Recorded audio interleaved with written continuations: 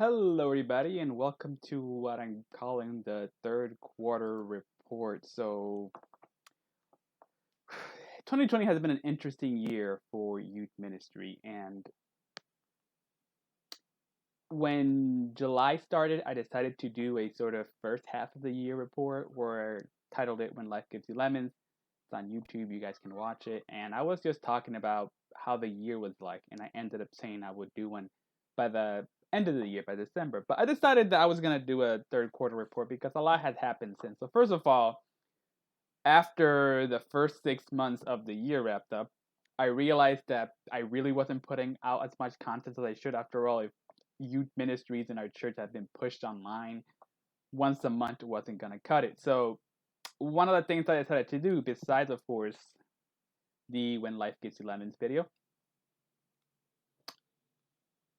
was the recap of our local youth service. Now, this was the one youth service that we had in the church this year. So I decided to just sort of briefly recap how it went. So that was the, I guess, the second video, extra video that I made besides that monthly youth service. And I was also invited to do It's Possible to Connect, which is like this daily youth service that my conference does. And each day it will go to a different state, with Tuesdays being my state.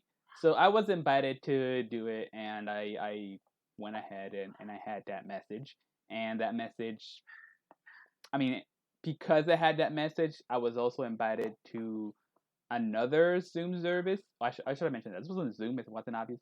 This wasn't Zoom. My first time using Zoom, it was a platform that I hadn't really thought of using myself, and I'm still a little wary on it. But because of that, I was invited to another Zoom service, this time in Spanish, and I gave the exact same message, but in Spanish, and it was a week later. So that was fun. I did those two, and after that, I decided that I was gonna start posting the digital youth services across my other social media, and so I started the project of DYS. Basically, I trim it down. It's not like the full 40 minutes. I trim it down to about, you know, 8 to 17 minutes, as much as I could. Trim it down, take out all the data stuff. And that's because I found out all these tips on how to improve your digital youth service. So that was something that I did. And one of the tips was to change, or was how to optimize your thumbnails. So you can see on the left my original versions of the thumbnails, and on the right the new versions. And yeah, I used more emojis. I didn't use dates, which was a thing. Never make a video seem dated like it's old. So I put the title and more emojis, and so that's kind of what I've been working on. Here's another version of how I improved. Again, left being the original version, right being the newer version. So I took that project of slowly doing every thumbnail and trimming down every video. Another thing that I ended up doing was Thursday Talk. Thursday Talk was an idea that I had to do Instagram live videos or services. So it's unscripted. It's very quick.